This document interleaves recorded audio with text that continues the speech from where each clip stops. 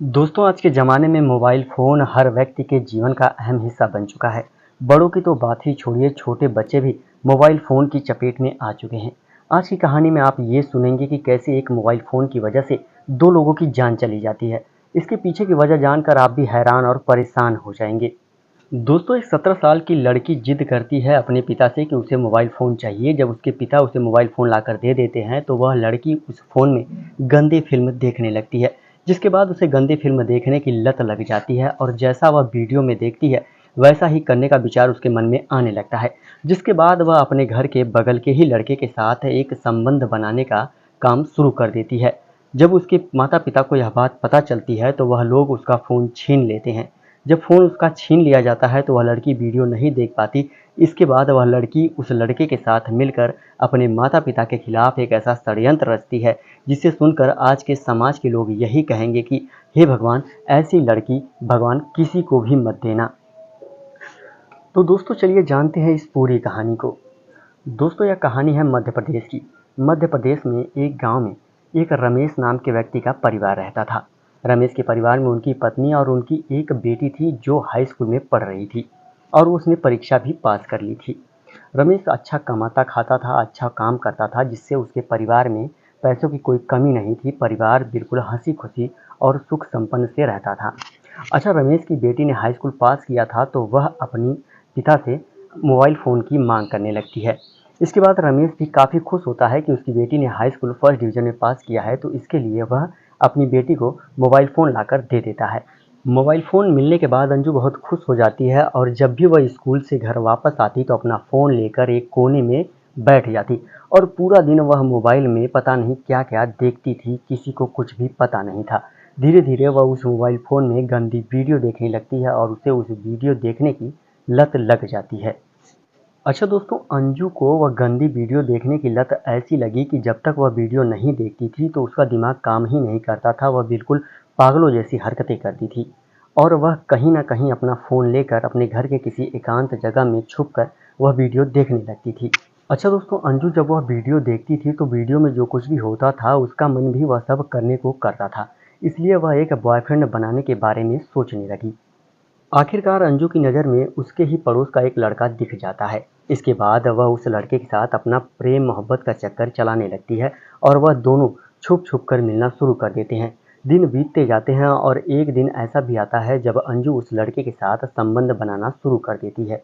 अच्छा दोस्तों, यह बात धीरे धीरे उसके गांव में फैलने लगती है। अंजू के माता पिता को अपने पड़ोसियों से पता चलता है कि उनकी बेटी गलत रास्ते पर निकल चुकी है। दोस्तों रमेश जो कि काफ़ी इज़्ज़तदार आदमी थे, समाज में उनकी काफ़ी जान-पहचान और रुतबा थी।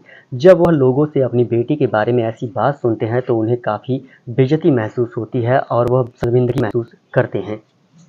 दोस्तों अब रमेश यह सोच रहे थे कि उन्होंने अपनी बेटी को मोबाइल फ़ोन देकर कितनी बड़ी गलती कर दी और कभी भी यह चेक नहीं किया कि उनकी बेटी उस फ़ोन में क्या देख रही है या किससे बात कर रही है। इसी छूट की वजह से उनकी लड़की आज इस रास्ते पर निकल पड़ी है। दोस्तों रमेश जब घर आते हैं तो वह अंजू को अपने पास बुलाकर उससे पूछते हैं तो अंजू साफ साफ इनकार कर देती है और बोलती है कि ये आस पड़ोस वाले आपसे झूठ बोल रहे हैं, मैं कोई भी ऐसा गलत काम नहीं करती हूँ। रमेश और उनकी पत्नी अपनी बेटी अंजू को बहुत समझाते हैं पर वह मानने को तैयार ही नहीं थी और वह ऐसे ही छुप छुप कर अपने बॉयफ्रेंड के साथ संबंध बनाया करती थी। अच्छा दोस्तों, इतना सब कुछ हो रहा था सिर्फ एक मोबाइल फ़ोन में गंदी वीडियो देखने की वजह से। रमेश के बार बार समझाने के बावजूद भी जब अंजू नहीं मानती तो रमेश उसे बहुत डांटते हैं और उसका फ़ोन छीन कर रख देते हैं और उसका स्कूल जाना भी बंद करवा देते हैं। अंजू के हाथ से जब फ़ोन छीन लिया जाता है तो वह काफ़ी परेशान हो जाती है क्योंकि अंजू को वीडियो देखने की लत लग चुकी थी। जब वह गंदी वीडियो नहीं देख पाती तो उसका दिमाग काम करना बंद कर देता था और वह स्कूल भी नहीं जा पाती थी, जिसकी वजह से वह काफ़ी परेशान रहने लगी। आखिरकार परेशान होकर अंजू अपने बॉयफ्रेंड से मिलती है और उसके साथ मिलकर एक साजिश रचती है। वह अपने बॉयफ्रेंड से बोलती है कि तुम मुझे नींद की गोलियां लाकर दे दो, जिसके बाद उसका बॉयफ्रेंड उसे नींद की गोलियां लाकर दे देता है। अब अंजू जो है वो शाम को खाना बनाती है और खाने में वो नींद की गोलियां मिला देती है और उसके बाद वो अपने माता पिता को खाना खाने के लिए दे देती है और वह खुद खाना नहीं खाती क्योंकि उसे पता होता है कि इसमें उसने नींद की गोलियां मिलाई हुई हैं। अच्छा दोस्तों, खाना खाने के बाद रमेश और उनकी पत्नी बिल्कुल गहरी नींद में सो जाते हैं क्योंकि उनके खाने में नींद की गोलियां मिलाई हुई थी। उसके बाद अंजू अपने बॉयफ्रेंड को फ़ोन करके बुलाती है। जब अंजू का बॉयफ्रेंड आता है तो वह बोलती है कि तुम सबसे पहले पिताजी को मार दो। अच्छा दोस्तों, उनके खाने में नींद की गोलियां मिली हुई थी जिसकी वजह से वह बिल्कुल गहरी नींद में सो रहे थे और कोई भी हलचल नहीं कर रहे थे। अंजू का बॉयफ्रेंड उन दोनों का बारी बारी से गला दबाकर दोनों को मौत की नींद सुला देता है।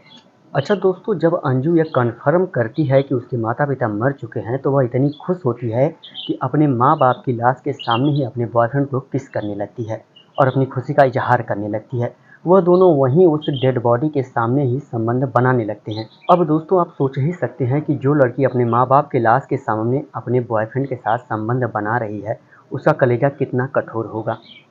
अच्छा दोस्तों, जब इन दोनों का काम खत्म होता है, अंजू का बॉयफ्रेंड उसके घर से चला जाता है तो कुछ रात में अंजू रोना शुरू कर देती है।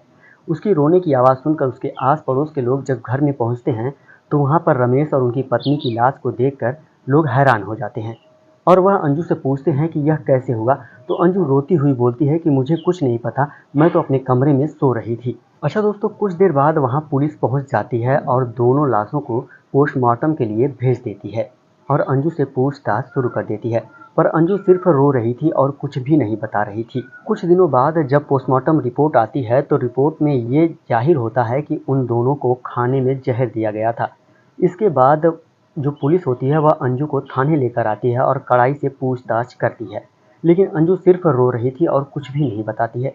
इसके बाद पुलिस जो है वो अंजू के फ़ोन की कॉल डिटेल निकालती है, जिसके बाद उसके फ़ोन से ये पता चलता है कि उस अंजू के नंबर से किसी एक नंबर पर घंटों बातचीत हो रही थी और उस नंबर की लोकेशन अंजू के घर के थोड़े आसपास ही थी।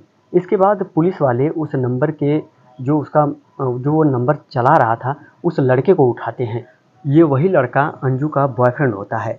जब अंजू के बॉयफ्रेंड से कड़ाई के साथ पूछताछ की जाती है तो वह बोलने लगता है कि सर मुझे माफ़ कर दीजिए, मैंने सब कुछ अंजू के कहने पर ही किया है।